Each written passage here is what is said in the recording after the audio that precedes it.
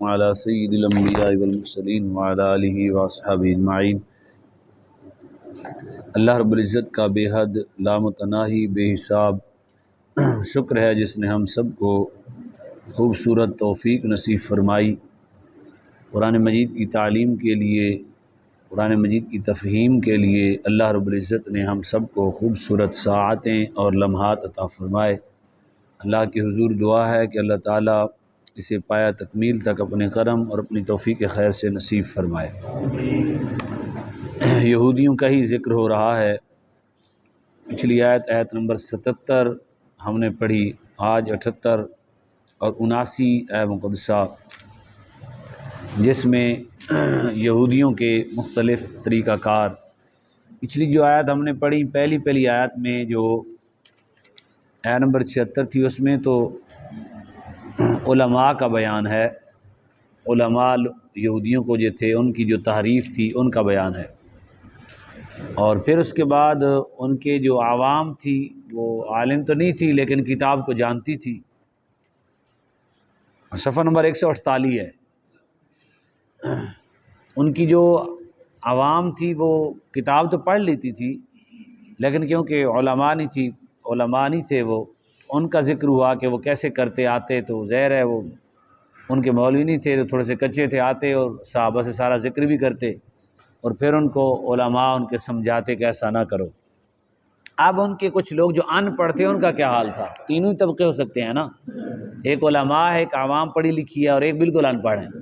تو آج کی جو آیت مقدسہ ہے وہ بالکل ان پڑھوں کی ہے، تو ان کا عالم کیا تھا، ان کے ان پڑھوں کا حال کیا تھا؟ تو اللہ تبارک و تعالیٰ نے جو فرمایا پہلے ہم تلاوت کر دیتے ہیں۔ وَمِنْهُمْ أُمِّيُّونَ لَا يَعْلَمُونَ الْكِتَابَ إِلَّا أَمَانِيَّ إِنْ هُمْ إِلَّا يَظُنُّونَ۔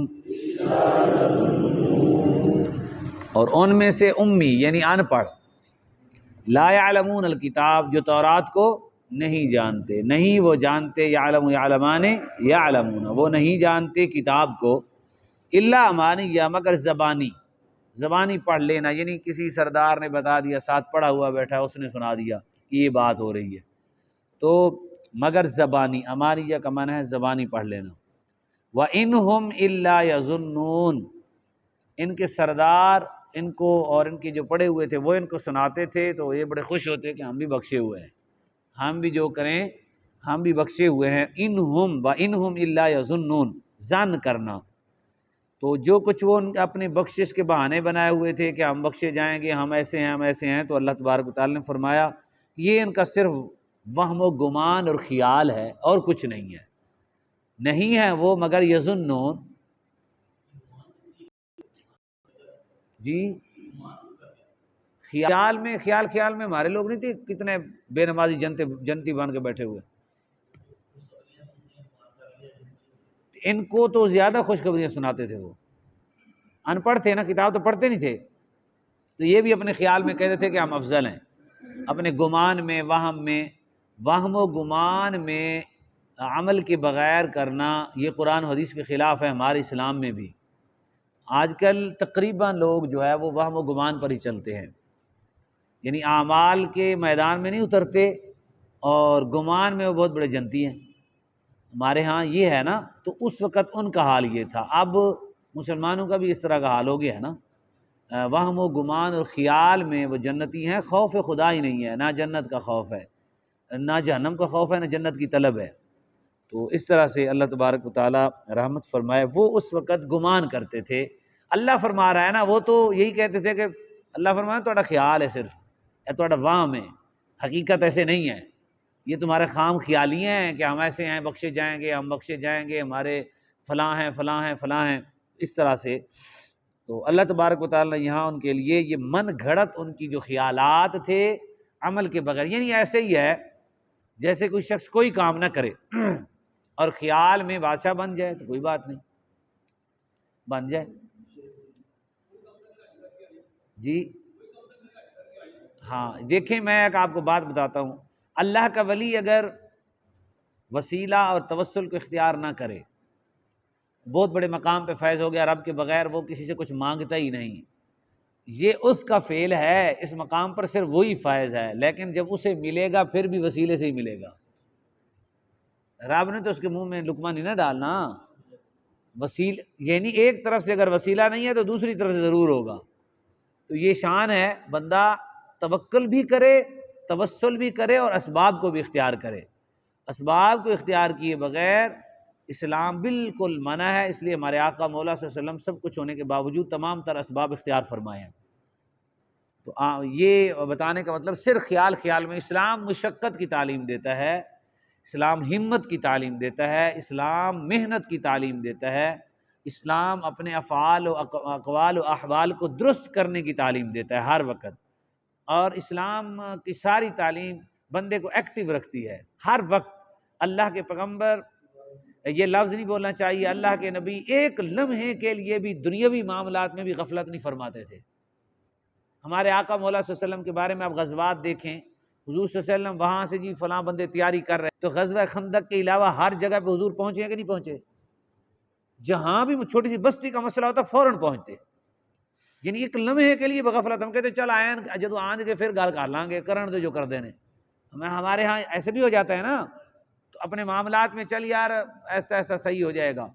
تو نبی کریم صلی اللہ علیہ وسلم نے ایک لمحے کے لیے بھی کسی کو ٹائم نہیں دیا، فلاں بستی والے تیاری کریں، حضور اسی وقت پہنچ گئے، فلاں علاقے والے تیاری کریں، حضور اسی وقت۔ ایک صحابی کو شہید کر دیا گیا، تو غزوہ جو موتا ہوا وہ ایک صحابی کی وجہ سے ہوا، حبیب بن زید ان کا نام تھا، تو وہ شہید ہوئے، حضور کی خط لے کے گئے تھے، تو اتنا بڑا غزوہ ہو گیا۔ یہ نہیں کسی پر اگر کوئی ایک نبی کریم صلی اللہ علیہ وسلم کے ایک صحابی شہید ہوئے 70 کے قریب، تبلیغ کے لیے فراڈ سے لے گئے دھوکے سے، تو حضور کئی مہینے تک پھر قنوت نازلہ پڑھتے رہے، یعنی بد دعا فرماتے رہے ان قبائل کو، نماز فجر میں اور دیگر نمازوں میں، اور نبی کریم صلی اللہ علیہ وسلم نے سخت ان کے ساتھ بڑی سختی فرمائی۔ بتانے کا مقصد یہ ہے کہ اسباب کو اختیار حضور نے فرمایا، وہم و خیال اسلام کی کوئی تعلیم نہیں ہے، وہم و خیال نہیں ہے، ایکٹیو ہونا پڑے گا، محنت کرنی۔ اللہ جانتا ہے اگر کسی کو ولایت بھی مل جائے نا، جس دن غافل ہوا اسی دن سیڑھی سے نیچے اتر جائے گا۔ بھی دو چیزیں ہیں اس وقت، سب سے بڑا جو ظلم ہے امت میں وہ ہے کہ خوشخبریاں صرف سنانا، سب سے بڑا۔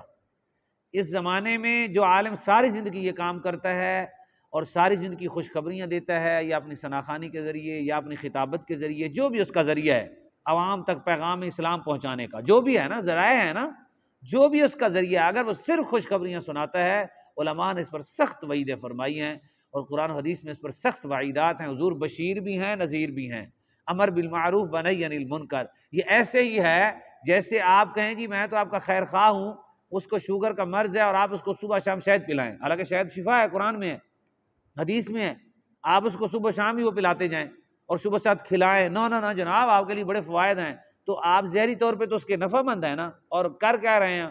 اس کو جو اس نے بیچارے نے 2-4 سال نکالنے تھے، آپ میرے خیال میں اس کو ہفتہ بھی نہیں نکالنا دیتے، چلو کوئی زندگی گزار لینی تھی، تو اس کو اس کے ظاہری طور پہ کیا بنے ہوئے ہیں؟ کھانے میں بڑا مزہ آئے گا، اس کو بڑا خوش ہوگا، شہد ہے آخر، منہ کی لذت تو ہوگی نا، صبح شام شہد مل رہا ہے اور بڑے اچھے طریقے سے مزے لے گا، لیکن نقصان کتنا بڑا ہو رہا ہے؟ زندگی سے ہاتھ دھو بیٹھے گا، پتہ بھی نہیں چلے گا۔ بالکل اسی طرح ہے جو صرف خوشخبریاں سنائے گا، یکایک جب موت آئی نا تو پھر ایسے ہی ہوگا جیسے شوگر والے کے ساتھ ہوتا ہے۔ تو ہمیشہ پرہیز ضروری ہے، کیا ہے؟